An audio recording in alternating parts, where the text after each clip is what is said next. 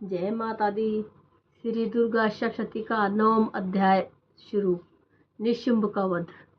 राजा ने कहा, हे ऋषिराज, आपने रक्त बीज के वध से संबंध रखने वाला वृतांत मुझे सुनाया। अब मैं रक्त बीज के मरने के पश्चात क्रोध में भरे हुए शुंभ व निशुंभ ने जो कर्म किया वह सुनना चाहता हूँ। महर्षि मेधा ने कहा, रक्त बीज के मारे जाने पर शुंभ और निशुंभ को बड़ा क्रोध आया और अपनी बहुत बड़ी सेना का इस प्रकार सर्वनाश होता देखकर निशुंभ देवी को मारने के वास्ते दौड़े और महापराक्रमी शुंभ अपनी सेना सहित चंडिका को मारने के लिए बढ़ा।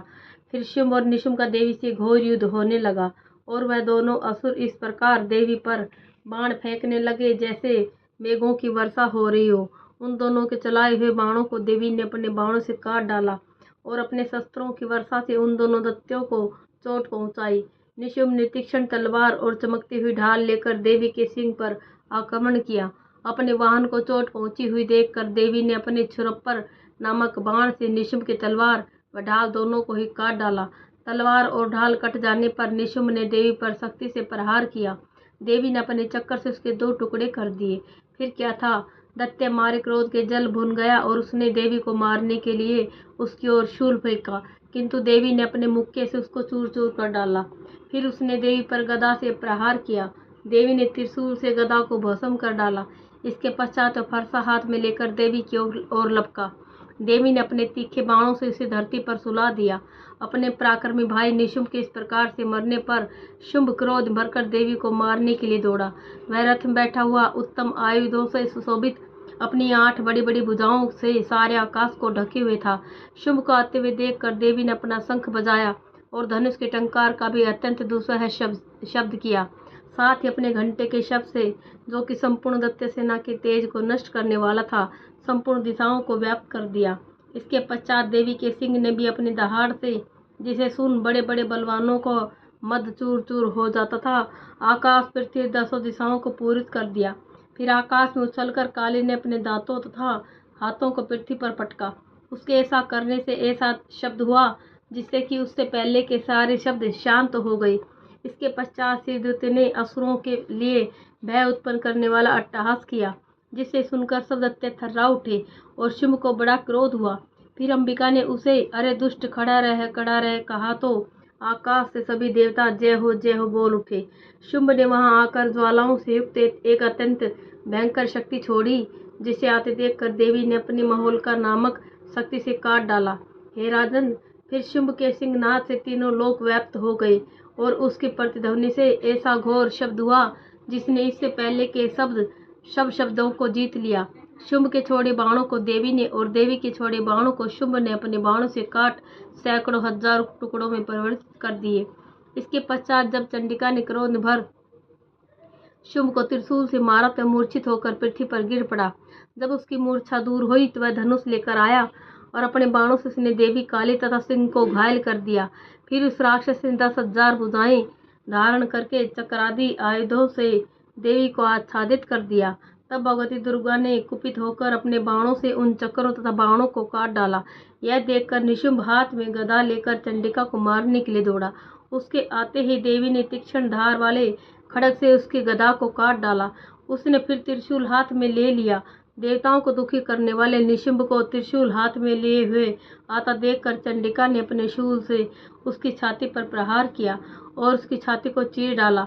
शूल विदीर्ण हो जाने पर उसकी छाती में से एक उस जैसा ही महापराक्रमी दैत्य ठहर जा करता हुआ निकला। उसको देखकर देवी ने बड़े जोर से ठहाका लगाया। अभी वह निकलने भी न पाया था कि उसका सिर अपनी तलवार से काट डाला।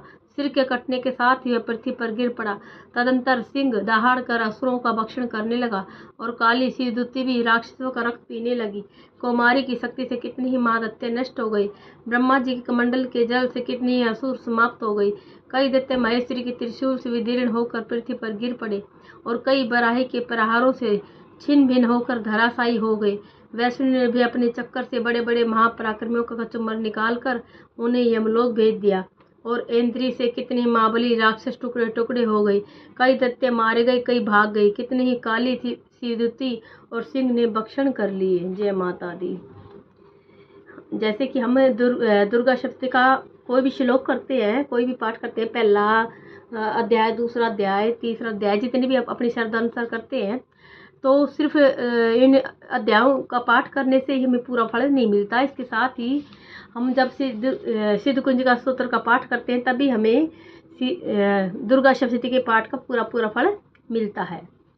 सिद्ध कुंज का स्तोत्रम शिववाच्य।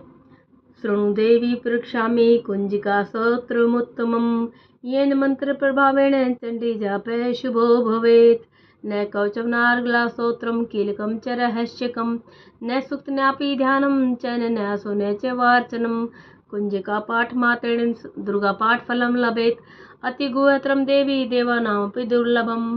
गोपनीयं प्रयत्नेन सेवयोनिरिव पार्वती मारणं मोहनं वैश्यं स्तम्भनो चाटनाधिकम्। पाठ मात्रेण संसिद्ध्येत् कुंजिका स्तोत्रमुत्तमम्। अथ मंत्र। ओम ऐं ह्रीं क्लीं चामुण्डायै विच्चे। ओम ग्लौं हुं क्लीं जूं स ज्वाले ज्वाले ज्वल ज्वल प्रज्वल प्रज्वल। ऐं ह्रीं क्लीं चामुण्डायै विच्चे ज्वल हम सम लम क्षम फट स्वाहा इति मंत्र है। नमस्ते रुद्ररूपिणे नमस्ते मधुमर्दिनी नमः कटवहारिणे नमस्ते महिषामर्दिनी नमस्ते शुभहंत्रे च निशुम्भा असुरघातिनी जागृति मे मा देवी जपं सिद्धिं कुरु स्वमे। ऐं सृष्टि रूपाय ह्रींकारी प्रतिपालिका क्लीं कामरूपिणे बीजरूपे नमस्तुते। चामुण्डा चण्डघाती च यकारी वरदायिनी विच्चे च वैरदाता नित्यं नमस्ते मंत्ररूपिणी। धाम धीम धूम धूर्जटे पत्नी वां वीं वूं वाग्धीश्वरी क्रां क्रीं क्रूं कालिका देवी श्याम शिव शुभम करो। हुं हुं कारूपिणे जम जम जम जमनाधिनी भ्रां भ्रीं भ्रूं भैरवी भद्रे भवानी ते नमो नमः।